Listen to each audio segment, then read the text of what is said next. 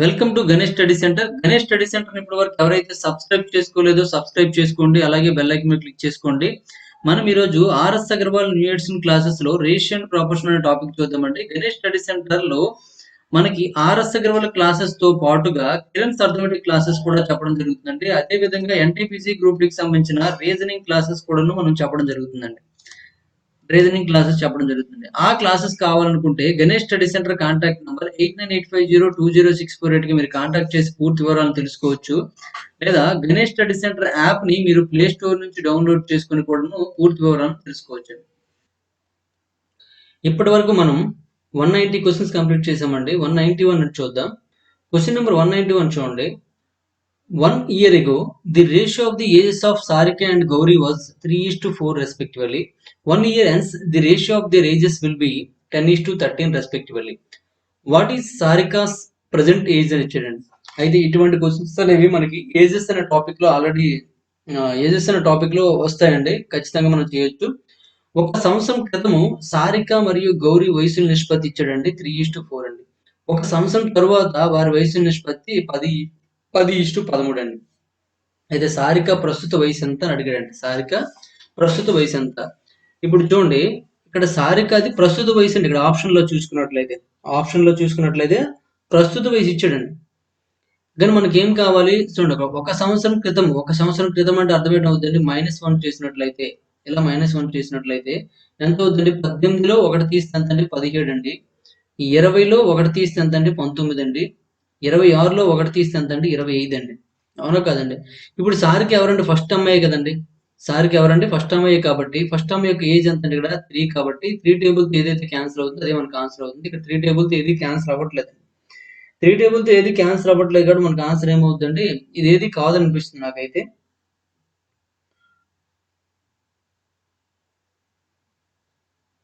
ఓకేనండి. అంటే ఇది కాదు, ఇది కాదు, ఇది కాదండి. మరి ఈ 3 కాదు కాబట్టి ఖచ్చితంగా ఏమవుతుంది? నన్ ఆఫ్ దీస్ కరెక్ట్ అని ఆప్షన్స్‌లో పెట్టవచ్చు అనమాట. లేదనుకుంటే మనకు ఇంకో ఆప్షన్ ట్రై చేయొచ్చండి. ఇక్కడ చూడండి, ఈ ఆప్షన్ కూడా మనకు ఉపయోగపడుతుంది అనుకుంటాను. ఒక సంవత్సరం తరువాత వారి వయసుల నిష్పత్తి వరుసగా 10:13 అండి.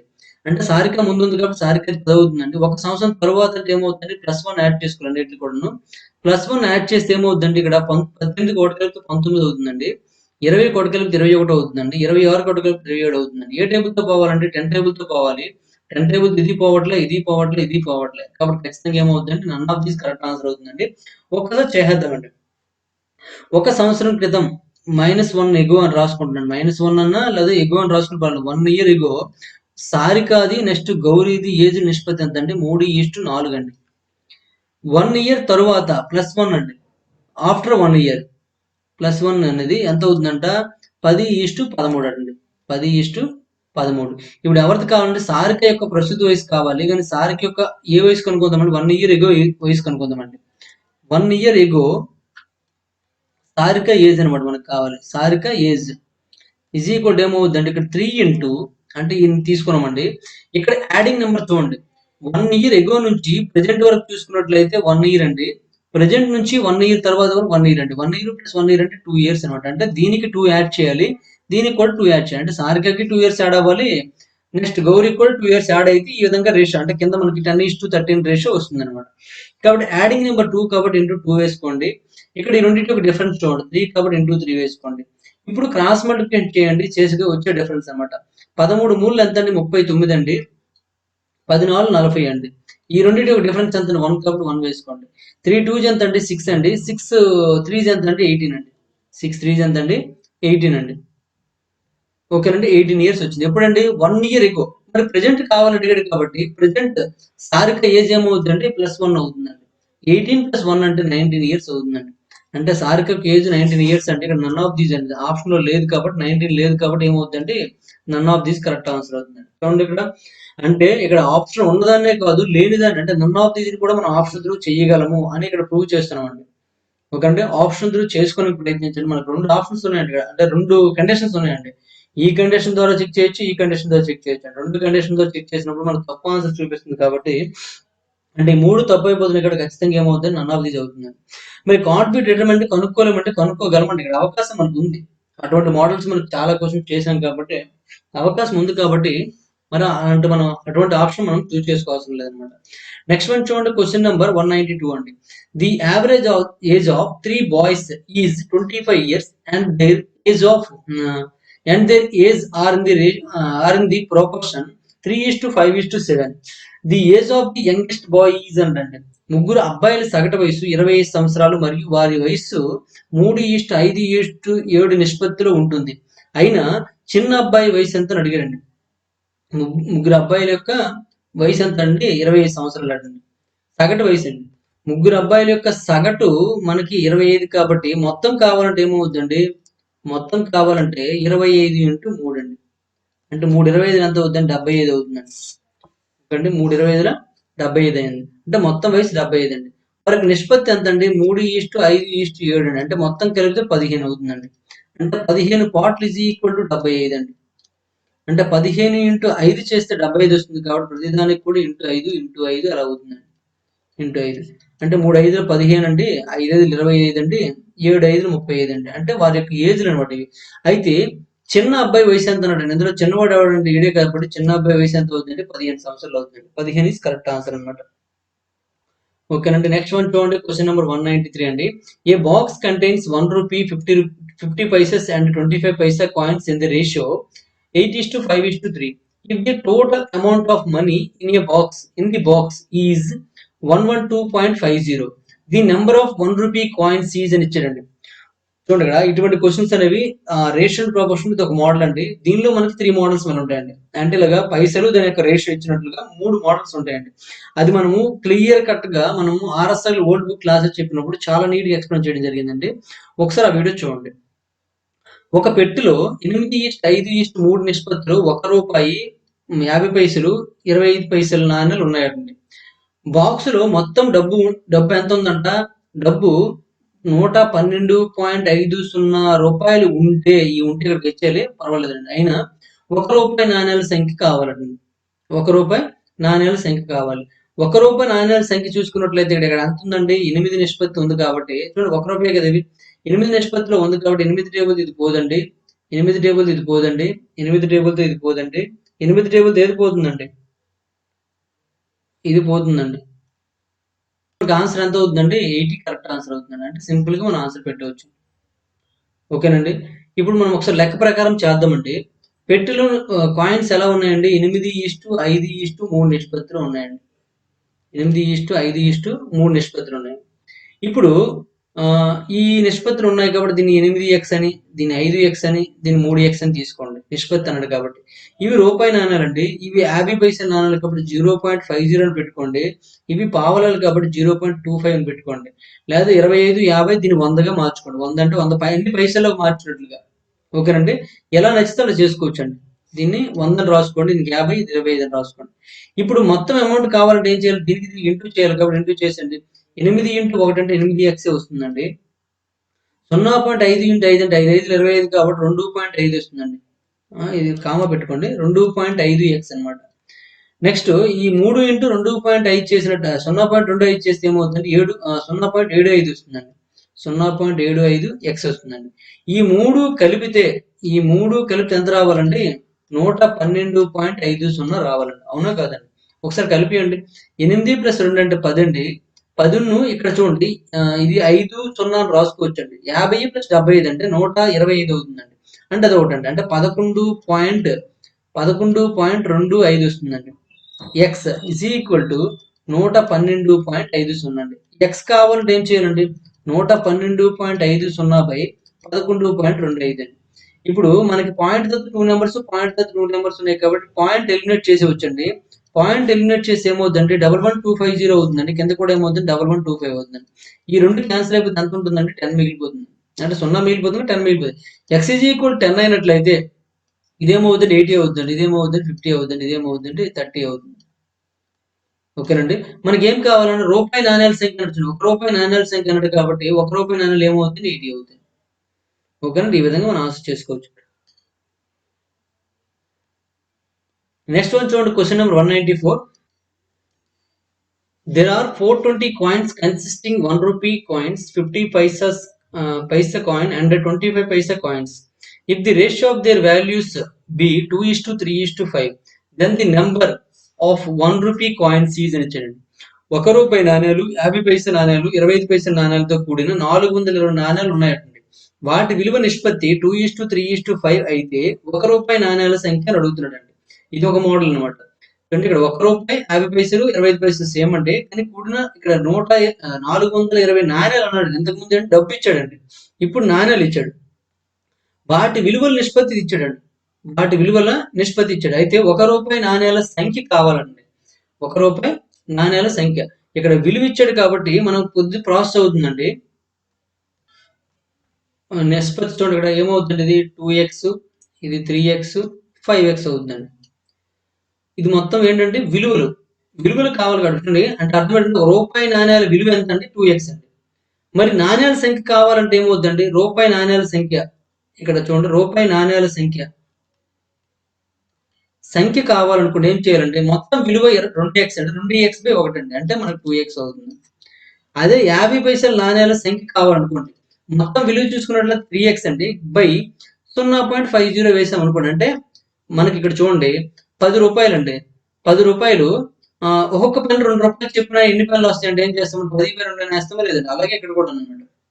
అంటే నాణేల సంఖ్య కనుక్కోవాలంటే మొత్తం విలువ బై నాణ్యం విలువ వేసుకుంటాం అంటే. వేస్తే ఏమొచ్చింది చూడండి, ఇక్కడ 3x/0.5 చేస్తే ఏమవుతుంది, 6x అవుతుంది. 0.5 అంటే 1/2 అంటే 1/2 మీదకి వెళ్తే ఏమవుతుంది, ఇంటూ 2 అయిపోతుంది. అదే 25 పైసల నాణేల సంఖ్య చూసుకున్నట్లయితే ఏమవుతుందండి, ఇక్కడ 5x అంటే దాని వాల్యూ ఉంది కాబట్టి 5x/0.25 అండి. 0.25 అంటే 1/4 అంటే 4 పైకి వెళ్ళిపోతే 4×5 20 అవుతుందండి. అంటే 20x అవుతుందండి. ఇప్పుడు ఇవన్నీ కలిపితే ఏం రావాలండి, 420 రావాలి. ఎందుకంటే నాణేల సంఖ్య ఇక్కడ ఉండేది. మొత్తం కలపండి. 2 + 6 అంటే 8, 8 + 20 అంటే 28 అవుతుంది. 28x = ఎంత అంటే 420 అండి. మరి x ఏమవుతుందండి, 420/28 అండి. 7తో చూసుకున్నట్లయితే 7 4 అండి. 7తో చూస్తే 7 6 0 అండి. 4తో చూస్తే 4 15 అండి. అంటే x 15 వచ్చిందండి. మనకేం కావాలంటే రూపాయి నాణేల సంఖ్య కావాలండి. రూపాయి నాణేల సంఖ్య ఇక్కడ రూపాయి వాల్యూ చూసుకున్నట్లయితే 2x కాబట్టి ఇక్కడ 2x కాబట్టి 2x అంటే 2 × 15 అండి. అంటే 30 రూపీస్ అవుతుందండి. 2 × 30 రూపీస్ అవుతుందండి. అంటే నాణేల సంఖ్య ఎంత అంటే 2x కదండి. కాబట్టి 30 అనమాట. నాణేల సంఖ్య ఎంత అంటే 30. 30 ఈజ్ కరెక్ట్ ఆన్సర్ అండి. ఓకేనండి. ఈ విధంగా మనం ఆన్సర్ చేయొచ్చు. నెక్స్ట్ వన్ చూడండి. క్వశ్చన్ నెంబర్ 195 అండి. ఇది ఒక మోడల్ అనమాట. చూసుకోండి ఒకసారి. నాణేల సంఖ్య ఇప్పుడు ఇచ్చినప్పుడు, నెక్స్ట్ నాణేల విలువ ఇచ్చినప్పుడు, నాణేల నిష్పత్తి ఇచ్చినప్పుడు అలా మనకు డిఫరెంట్‌గా ఉంటాయి చూసుకోండి. నెక్స్ట్ వన్ చూడండి. క్వశ్చన్ నెంబర్ 195 అండి. Monthly consumption of kerosene oil in a certain house hold along with price variations is given below. ధరల వ్యత్యాసంతో పాటు ఒక నిర్దిష్ట ఇంటిలో కిరోసిన్ యొక్క నెలవారీ వినియోగం కింద ఇవ్వబడింది. ఇక్కడ చూడండి, రేట్ ఆఫ్ కిరోసిన్ ఆయిల్ అంటే ఒక 1.5, 2 రూపీస్, 3 రూపీస్, 4.5 రూపీస్ అండి. అప్పుడు కన్జంప్షన్ 1.5 ఉన్నప్పుడు 60 లీటర్లు వాడారండి. 2 రూపీస్ ఉన్నప్పుడు 45 లీటర్స్ వాడారు. 3 రూపీస్ ఉన్నప్పుడు 30 లీటర్స్ వాడారు. 4.5 ఉన్నప్పుడు 20 లీటర్స్ వాడారండి. When the price goes up R 6 rupees per litre, what we likely consumption of kerosene అని అడిగాడండి. అంటే చూడండి, ధర 6 లీటర్లు ఉన్నప్పుడు, 6 లీటర్లు అయినప్పుడు కిరోసిన్ వినియోగం ఎలా ఉంటుందో మనకు కావాలండి. చూడండి, 1.5 ఉన్నప్పుడు 60 అండి. అంటే అమౌంట్ చూసుకోండి. 1.5 × 6 చేస్తే ఇక్కడ ఎంత అవుతుందండి, 6 15 90 కాబట్టి 90 రూపీస్ అవుతుందండి. ఇక్కడ 2 × 45 చేసినా కూడా 90 రూపీస్ అండి. అంటే అమౌంట్ వాళ్ళ ఖర్చు మాత్రం ఒకేలా ఉందండి. 30 × 3 రూపీస్ చేస్తే 90 రూపీస్ అండి. 20 × 4.5 చేసినా కూడా 90 రూపీస్ అండి. అంటే మొత్తం కిరోసిన్ మీద వ్యయం మాత్రం చూసుకున్నట్లయితే 90 పెడుతున్నారండి, ఎక్కువ పెట్టట్లేదండి. అంటే కిరోసిన్ కాస్ట్ పెరిగినప్పుడు ఏం చేస్తున్నారంటే వాడకం తగ్గించేస్తున్నారండి. కిరోసిన్ కాస్ట్ పెరిగితే వాడకం తగ్గించవచ్చు చూడండి. అలాగే కిరోసిన్ కాస్ట్ ఇక్కడ 6 రూపాయలు అయినట్టయితే మరి వాడకం ఎంత తగ్గిస్తారో మనకు కావాలండి. 6 × ఎంత చేస్తే మనకు 90 వస్తుందో చూడండి. అంటే 6 × x చేస్తే 90 వస్తుందండి. మరి x కావాలంటే ఏం చేస్తామంటే 90/6 అనమాట. 3తో చూడండి, 3 30s అండి. 3తో 3 2s అండి. 2 1s 2 15s అండి. ఓకేనండి. 15 6 కాబట్టి మనకి ఎన్ని లీటర్లు అవుతుందండి, 15 లీటర్స్ అండి. 15 ఈజ్ కరెక్ట్ ఆన్సర్ అనమాట. 15 ఈజ్ కరెక్ట్ ఆన్సర్ అండి. లేదా 6తో 6 15 డైరెక్ట్ గా అసలు టేబుల్ మర్చిపోయినట్టును 6 15 డైరెక్ట్ గా కట్ చేసేయండి, 15 వచ్చిందండి. 15 లీటర్స్ కరెక్ట్ ఆన్సర్ అనమాట. ఓకే, నెక్స్ట్ వన్ చూడండి. క్వశ్చన్ నెంబర్ 196 అండి. If A varies directly proportional to C and B also varies directly proportional to C, which of the following is not correct అని ఇచ్చాడండి. A నేరుగా అనులోమానుపాతంలోను, C ఏకి ఇక్కడ చూడండి, A varies directly proportional to C అంటే సికి అండి. ఏ సికి అక్కడ మనకు రాయడం కూడా కొద్దిగా డిఫరెన్స్ వచ్చింది. బికి కూడా నేరుగా అనులోమానుపాతంలో సి మారుతూ ఉంటుంది. చూడండి, ఏకి నేరుగా అనులోమానుపాతంలో సి, బికి నేరుగా అనులోమానుపాతంలో సి మారుతూ ఉంటే క్రింది వానిలో ఏది సరైనది కాదు అని అంటున్నాడు. ఏది చూడండి, ఇక్కడ ఏ ప్రపోర్షనల్ టు సి అండి, అలాగే బి ప్రపోర్షనల్ టు కూడా సి అండి. A proportional to C, B proportional to C అండి. అంటే ఏ పెరిగితే సి పెరుగుతుందండి, బి పెరిగితే సి పెరుగుతుందండి. సి పెరిగితే అంటే ఏ తగ్గితే సి తగ్గిపోతుందండి, బి తగ్గితే కూడా సి తగ్గిపోతుందండి. ఆ విధంగా మనకి ఇచ్చాడు అనమాట. ఓకేనండి. ఇప్పుడు ఈ రెండింటిని ఉపయోగించుకుని ఏది సరైనది కాదు అని అడుగుతున్నాడు. సరైనది కాదు అని అంటాడు, అదేంటో చూద్దామండి. ఇటువంటి క్వశ్చన్స్ మనం ఆప్షన్ త్రూ చెక్ చేద్దామండి. ఫస్ట్ ఆప్షన్ చూడండి. ఫస్ట్ ఆప్షన్ మనం A plus B proportional to C అండి. అంటే ఏ ప్లస్ బి సి అనుగుణంగా మారుతుందో చూడండి. ఇప్పుడు దీన్ని ఏ ప్రపోర్షనల్ టు సి అన్నాడు కాబట్టి దీన్ని ఏం రాసుకున్నాం అంటే సింపుల్ గా ఏ ఈజ్ ఈక్వల్ టు ఒక కే అనుకుందామండి, లేదా కే గాని ఎం గాని ఎంసి అని అనుకుందాం. ఎంసి ఎంఏ అన్నది తీసుకుందాం అనమాట. ఎంసి అంటే ఒక కాన్స్టెంట్ టర్మ్ ఉంటుంది ఎం అంటే. బి ఈజ్ ఈక్వల్ టు ఒక ఎన్సి అని తీసుకుందాం అండి. ఓకేనండి. ఎం కాన్స్టెంట్, ఇక్కడ ఎన్ కాన్స్టెంట్ అండి. ఓకేనండి. A proportional to C, B proportional to C అండి. ఏ ప్రపోర్షనల్ సి అంటే A is equal to m c అని, B is equal to n c అని తీసుకున్నామంట. ఓకేనండి. ఎందుకంటే ఒక కాన్స్టెంట్ టర్మ్ అనేది ఉంటుందండి. ఆ కాన్స్టెంట్ టర్మ్ కోసం మనం తీసుకున్నాం అనమాట. ఇప్పుడు చూడండి, ఏ ఈజ్ ఈక్వల్ టు ఇక్కడ వేసారు అనుకోండి, దీన్ని బట్టి మనం వేసుకుంటే ఎంసి ప్లస్ ఎన్సి వచ్చిందండి. ఎంసి ప్లస్ ఎన్సి అంటే ఏమవుతుందండి, ఇక్కడ సి కామన్ తీస్తే ఎం ప్లస్ ఎన్ ఇంటూ సి అండి. మళ్ళీ ఏమొచ్చిందండి మనకి సి ఇంటూ సంథింగ్ వచ్చిందండి. అంటే ఇక్కడ ఏమవుతుందండి, ఎం ప్లస్ ఎన్ కాన్స్టెంట్ అవుతుందండి. కాబట్టి సింపుల్ గా ఏం రాయొచ్చండి, ఇది దేనికి సమానం అంటే ఏ ప్లస్ బి కదండి. అంటే ఏ ప్లస్ బి అనేది దేనికి, ఏ ప్లస్ బి అనేది ప్రపోర్షనల్ టు సి అవుతుందండి. అవుతుంది కాబట్టి ఇది కరెక్టే. మనకేం కావాలి, సరైనది కానిది గుర్తించాలి. ఇప్పుడు ఏ మైనస్ బి తీసుకున్నారు. ఇప్పుడు ఏ మైనస్ బి అంటే ఎంసి మైనస్ ఎన్సి అవుతుందండి. ఇక్కడ కూడా సి కామన్ తీసినట్లయితే ఎం మైనస్ సి ఇంటూ సి అండి. ఇక్కడ ఇది కాన్స్టెంట్ అయిపోతుందండి. అంటే ఇది కూడా కరెక్టే. ఇప్పుడు రూట్ ఓవర్ ఏబి కావాలండి. రూట్ ఓవర్ ఏబి అంటే మనకి ఏమవుతుందండి, ఎంసి ఇంటూ ఎన్సి అండి. అప్పుడు ఏమవుతుంది, రూట్ ఓవర్ అనమాట. ఇప్పుడు ఏమవుతుందండి, ఎంఎన్ సి స్క్వేర్ అవుతుందండి. ఇప్పుడు ఈ రూట్ అనేది రెండింటికి చెందుతుంది కాబట్టి root MN is equal root MN into C అవుతుందండి. అంటే అప్పుడు ఇదేమవుతుంది, ఇది కాన్స్టెంట్ అయిపోతుందండి. ఇది కాన్స్టెంట్ ఇంటూ సి వచ్చింది కాబట్టి ఇది కూడా ఏమవుతుందండి, ప్రపోర్షనల్ అవుతుందండి. మరి ఏ బై బి అనడండి, A by B is equal to constant అన్నాడు. ఏ బై బి ఏమవుతుంది చూడండి, ఎంసి బై ఎన్సి అండి. సిసి క్యాన్సిల్ అయిపోతుంది కానీ మనకి ఏమొచ్చిందండి, ఎం బై ఎన్ వచ్చిందండి. దాని ఏం రావాలి, కాన్స్టెంట్ అన్నాడండి. ఓకేనండి. మరి కాన్స్టెంట్ అన్నాడు, కాన్స్టెంట్ కూడా కరెక్ట్ అయిపోతుందండి. మనం ఎక్కడ మనం మిస్టేక్ చేసాం చూడండి. ఇక్కడ బి ఆప్షన్ లో చూడండి, ఇక్కడ మనకి ఏమి ఇచ్చాడంటే A minus B proportional to 1/c ఇచ్చాడండి. మనకి ఏమొచ్చిందండి, ఏ మైనస్ బి చేస్తే M minus N into C వచ్చిందండి. 1/c రాలే కాబట్టి ఇది మనకు తప్పండి. బి తప్పండి. 1/c ఇక్కడ ఇచ్చాడు, నేను అది అబ్జర్వ్ చేయలేదు. ఓకే చూడండి ఇది.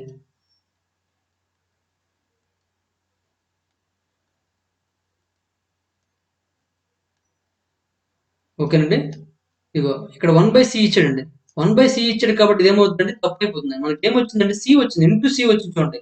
ఎం మైనస్ ఎన్ ఇంటూ సి వచ్చింది. ఎం మైనస్ ఎన్ ఇంటూ సి అంటే ఏమవుతుందంటే ప్రపోర్షనల్ అండి. కాబట్టి ఇది తప్పండి.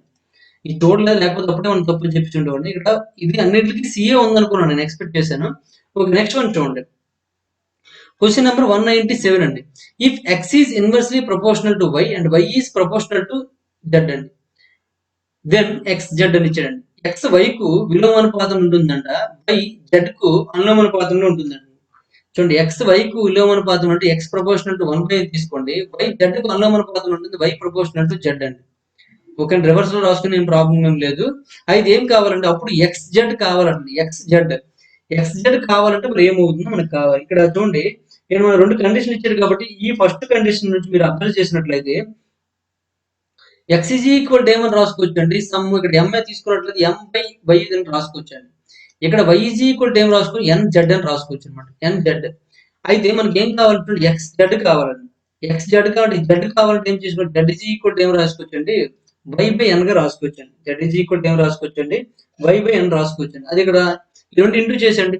ఎక్స్ జెడ్ కదండి, ఎక్స్ ఎంత అండి, ఎం బై వై అండి, ఇంటూ జెడ్ ఎంత అండి, వై బై ఎన్ అండి. వై బై ఎన్ అండి. వై క్యాన్సిల్ అయిపోతే ఏం మిగిలిందండి, m/n మిగిలిందండి. అంటే m/n అని ఏంటంటే మనం తీసుకున్న సంఖ్య అండి, కాన్స్టెంట్ టర్మ్స్ ఈ రెండు కూడా. ఈ రెండు కూడా కాన్స్టెంట్ టర్మ్స్ కాబట్టి మనకి ఏమవుతుందంటే xz is equal to constant అవుతుందండి. సి కరెక్ట్ ఆన్సర్ అవుతుంది. ప్రపోర్షనల్ లో ఉండవు. ప్రపోర్షనల్ ఉంటే ఇంటూ వై వచ్చింది అనుకుంటే ప్రపోర్షనల్ అవుతుంది. మరి ఇంటూ రాలేదు కాబట్టి, వై రాలేదు కాబట్టి ఏమవుతుంది, కాన్స్టెంట్ అండి. కాన్స్టెంట్ అండి. కాన్స్టెంట్ ఈస్ కరెక్ట్ ఆన్సర్ అనమాట.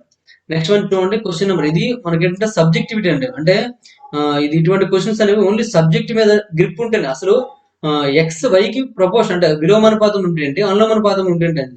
మీరు ఇది కావాలనుకుంటే ఆల్రెడీ మనము ఈ ఆర్ఎస్ అగ్రవాల్ క్లాస్ స్టార్ట్ చేసేటప్పుడు ఇంట్రడక్షన్ చెప్పినప్పుడు చెప్పామండి. అనులోమానుపాతం అంటే ఏంటి, విలోమానుపాతం అంటే అక్కడ నీట్ గా ఎక్స్ప్లెయిన్ చేయడం జరిగింది. ఒకసారి ఇంట్రడక్షన్ వీడియో చూడండి, చూస్తే మీకు నీట్ గా అర్థమైపోతుంది అనమాట. ఓకే, నెక్స్ట్ వన్ చూడండి, క్వశ్చన్ నెంబర్ 198 అండి. 198 ఏమి ఇచ్చారంటే, the following height of an object is proportional to the square of the time. One object falls 64 centimeters in 2 seconds. Then in 6 seconds from how much height the object will fall అని ఇచ్చారండి. ఒక సంఖ్య చూడండి, ఒక వస్తువు యొక్క పడిపోయే ఎత్తు సమయం యొక్క వర్గానికి అనులోమానుపాతంలో ఉంటుందండి. వస్తువు 2 సెకండ్లో 64 సెంటీమీటర్లు పడుతుంది. తరువాత 6 సెకండ్ల వస్తువు ఎంత దూరం నుండి, ఎంత ఎత్తు నుండి పడిపోతుంది అన్నాడు. ఇక్కడ చూడండి, ఒక వస్తువు యొక్క పడిపోయే ఎత్తు అంటే మీద నుండి కిందకి విడిచిపెడుతుందండి, అది చేరుకునే దూరం అనమాట సమయం యొక్క వర్గానికి అనులోమానుపాతం ఉంటుందండి. సమయం యొక్క వర్గానికి అనులోమానుపాతం అంటే పడిపోయే ఎత్తు అంటే దాన్ని దూరంగా నేను తీసుకుంటున్నాను, డి అనేది సమయం యొక్క వర్గానికి అనులోమానుపాతం ఉంటుందండి. అంటే ఇది ప్రపోర్షనల్ టు సమయం అంటే టీ కదా, టీ యొక్క వర్గానికి అనులోమానుపాతం ఉంటుందండి. దీన్ని సింపుల్ గా రాసుకోవచ్చు, D is equal to K into T square రాసుకోవచ్చు. అంటే ఇక్కడ కే అనేది ఒక కాన్స్టెంట్ టర్మ్ ఉంటుంది. ఓకేనండి, ఉంటుంది. అయితే ఇక్కడ చూడండి, ఒక వస్తువు 2 సెకండ్లలో అంటే టైం ఎంత ఇచ్చాడండి, టైం టీ ఈజ్ ఈక్వల్ 2 ఇచ్చాడండి. 2 సెకండ్లో 64 సెంటీమీటర్ పడుతుందండి. డి ఈజ్ ఈక్వల్ టు 64 అవుతుందండి. దీని ప్రకారం మనం చూసుకున్నట్లయితే 64 is equal to K into 2 square అండి. 2 స్క్వేర్ అంటే 4 కాబట్టి ఈ 4 ఇటు పంపించారనుకోండి, కే ఈజ్ ఈక్వల్ టు ఏమవుతుందండి, 64/4 అవుతుందండి. 4 తో 4 1 4 6 అండి, అంటే 16 అంటే కే ఈజ్ ఈక్వల్ 16. అంటే ఇటువంటి ఈ కండిషన్ లో కే వాల్యూ మారదండి, డి వాల్యూ టీ వాల్యూ మార్చుకోవచ్చు కానీ ఇది మారకూడదండి. ఓకేనండి. అయితే చూడండి, తరువాత 6 సెకండ్లో అంటే కే వాల్యూ ఫిక్స్ అయిపోయిందండి. తరువాత 6 సెకండ్లు అంటే టీ ఈజ్ ఈక్వల్ అంటే 6 అండి. 6 సెకండ్లు ఎంత ఎత్తు నుండి పడిపోతుంది అంటే డి కావాలండి. డి కావాలంటే డి ఈజ్ ఈక్వల్ టు మనకి కేటీ స్క్వేర్ కాబట్టి డి ఈజ్ ఈక్వల్ టు కే ఎంత వచ్చిందండి, 16 వచ్చిందండి. 16 ఇంటూ ఇక్కడ టీ 6 కాబట్టి 6 స్క్వేర్ అండి. 6 స్క్వేర్ అంటే 36 అనమాట. అంటే ఏమవుతుంది చూడండి, 16 ఇంటూ 36 అండి. ఇక్కడ చూడండి, 16 6లు ఎంత అంటే 96 అండి, 9 అండి. 16 3లు అంటే 48 అండి. 48 ప్లస్ 9 అంటే ఎంత అవుతుంది, 57 అవుతుంది. 576 అవుతుందండి. 576 సెంటీమీటర్లు చేరుకుంటుందండి. కాబట్టి డి కరెక్ట్ ఆన్సర్ అవుతుంది అనమాట. ఓకేనండి. ముందు కే వాల్యూ కనుక్కోవాలంటే ఆ కే వాల్యూ తీసుకొచ్చి మళ్ళీ అదే ఈక్వేషన్ లో మనం వేసినట్లయితే మనకు ఆన్సర్ వచ్చేస్తుందండి. నెక్స్ట్ వన్ చూడండి, క్వశ్చన్ నెంబర్ 119 అండి. Y varies directly as X plus 3 and Y is equal to 8 when x is equal to 1 what is the value of y when x is equal to 2? y నేరుగా x plus 3తో అనుపాతం ఉంటుందండి. మరియు x is equal to 1 అయినప్పుడు y is equal to 8 అవుతుందండి. x is equal to 2 అయినప్పుడు y విలువ ఏమవుతుందో మనకు కావాలి. నేరుగా అనుపాతంలో ఉంటుంది అన్నాడు కాబట్టి y proportional to x plus 3 అండి. y proportional to x plus 3 అనమాట. దీన్నే సింపుల్ గా మనం ఏం రాసుకోవచ్చు, y is equal to k into x plus 3 అని రాసుకోవచ్చు. మరి ఇక్కడ x is equal to 1, y is equal to 8 ఇచ్చారు కాబట్టి 8 is equal to k into 1 plus 3 అండి. 1 ప్లస్ 3 అంటే 4 కదండి. మరి కే వాల్యూ కావాలంటే ఇక్కడ 8 ఉందండి, ఈ 1 ప్లస్ 3 వస్తే ఏమవుతుంది, బైలోకి వస్తుందండి. 4 1 4 2 అండి. అంటే కే ఈజ్ ఈక్వల్ టు 2 ఫిక్స్ అయిపోయిందండి. ఇప్పుడు x ఈజ్ ఈక్వల్ 2 అయినప్పుడు y వాల్యూ కావాలండి. దీనిలో అంటే y is equal to K into X plus 3లో y వాల్యూ కావాలండి. కే ఫిక్స్ అయిపోయింది ఎంత, 2 అండి. ఎక్స్ ఎంత అండి, 2 అండి. 2 ప్లస్ 3 అనమాట. అప్పుడు ఏమవుతుంది చూడండి, 2 ఇంటూ 2 ప్లస్ 3 అంటే 5 కాబట్టి 2 5 ఎంత అండి, 10 అవుతుందండి. దేర్ఫోర్ y ఈజ్ ఈక్వల్ ఎంత అవుతుందంటే 10 అవుతుంది. 10 ఈజ్ కరెక్ట్ ఆన్సర్. చాలా సింపుల్ క్వశ్చన్స్ అండి. అయితే ఏంటంటే ముందు కే కనుక్కొని మళ్ళీ కే అందులోనే వేయాలన్నమాట. అదే మనకి ఇక్కడ లాజిక్స్ అనమాట. కొంతమంది ఏంటంటే మళ్ళీ కనుక్కొని అందులో వేయాలంటే అన్నట్టు ఉంటది. కానీ అది కాదంటే లాజిక్స్ అంతే ఎలా ఉంటాయి. మనకి డైరెక్ట్ ప్రపోర్షనల్, ఇండైరెక్ట్ ప్రపోర్షనల్ అంటే అనుపాతం, అనులోమానుపాతము, విలోమానుపాతం అనే 2 కాన్సెప్ట్ మాత్రం ఇలాగే ఉంటాయండి. కాన్స్టెంట్ మాత్రం మారదండి. ఓకే. నెక్స్ట్ వన్ చూడండి క్వెషన్ నంబర్ 200 అండి. క్వెషన్ నంబర్ 200 ఏంటంటే the ratio of the rate of falling a water in pipe varies inversely as the square of the radius of the pipes. What is the ratio of rates of follow in two pipes of diameters 2 centimeters and 4 centimeters? పైపుల్లోని నీటి ప్రవాహ rate యొక్క నిష్పత్తి అనేది ఎలా ఉంటుందంటే పైపుల వ్యాసార్థం యొక్క వర్గానికి విలోమానుపాతం ఉంటుందండి. అయితే 2 సెంటీమీటర్లు 4 సెంటీమీటర్లు వ్యాసం కలిగిన 2 పైపులలో ప్రవాహ రేట్ల నిష్పత్తి కావాలండి. ప్రవాహ రేటు అనేది మనం ఒక ఆర్ అనుకుందామండి. ఆర్ అంటే రేటు అలా ఆ విధంగా ఈ ప్రవాహ రేటు ఆర్ వద్దండి, ఎందుకంటే మన వ్యాసార్థం కూడా ఆర్ అనుకుంటాం కాబట్టి ప్రవాహ రేటు లేదా ప్రవాహ వేగం వి అని అనుకుందామండి. ఇది చేసేయండి వి అనుకుందామండి. ప్రవాహ రేటు వి అనేది ఎలా ఉంటుందంటే వి చూడండి వ్యాసార్థం యొక్క వర్గానికి, వ్యాసార్థం అంటే ఆరే కదండి, వ్యాసార్థం యొక్క వర్గానికి విలోమానుపాతం ఉంటుందండి. అంటే ప్రపోర్షనల్ టు 1/r² అవుతుందండి. వ్యాసార్థం యొక్క వర్గానికి విలోమానుపాతంలో ఉంటుందండి. అంటే దీని నుంచి ఏమని రాయొచ్చండి, సింపుల్ గా మనం 2 రకాలు రాయొచ్చండి. v into r² is equal to constant అని రాయొచ్చు, లేదా v is equal to constant అంటే ఇక్కడ కాన్స్టెంట్ ఇక్కడ కే అని అనుకోవచ్చు, సి అని అనుకోవచ్చు, ఏదైనా ప్రాబ్లం. కే అనుకోండి, అన్నిటికీ కే అనుకుంటాం కాబట్టి k/r² అని రాసుకోండి. k/r² అండి. మరి ఇక్కడ చూడండి 2 రకాలుగా రాసామండి. ఇంతకు ముందు ఈ ఫామ్ లో ఉపయోగించామండి, ఇప్పుడు ఈ ఫామ్ లో ఉపయోగిద్దామండి. ఇప్పుడు మనకి ఏమి ఇచ్చాడంటే 2 వేరు వేరు ఇచ్చాడండి. కాబట్టి దీన్ని ఏం రాసుకోవచ్చు అంటే v1r1² is equal to v2r2² అని కూడా రాసుకోవచ్చండి. ఇది ఎలా రాయాలంటే మనకి ఇంట్రడక్షన్ వీడియోలో కూడా చెప్పడం జరిగిందండి. మనకేం కావాలంటే 2 పైపుల యొక్క ప్రవాహ రేట్ల నిష్పత్తి కావాలి కాబట్టి వీటి తీసుకొచ్చండి. ప్రవాహ రేట్లు v1/v2 is equal to r2/r1² అండి. అంటే r2/r1² మాత్రం కనుక్కుంటే సరిపోతుందండి. ఇక్కడ చూడండి v1/v2 is equal to r2. ఇక్కడ చూడండి ఇది మనకి ఇక్కడ ఏమన్నాడండి, వ్యాసం అన్నాడండి. వ్యాసం అంటే వ్యాసార్థం ఏమవుతుందండి, ఇది 1 సెంటీమీటర్ అవుతుంది, అందులో సగము ఇది 2 సెంటీమీటర్ అవుతుందండి. ఇది r1, ఇది r2 అండి. మరి r2² కాబట్టి r2² అంటే 2² అంటే ఎంత అవుతుందండి, 4 అవుతుందండి. 1² అంటే 1 అండి. 2² అంటే 4, 1² అంటే 1 అండి.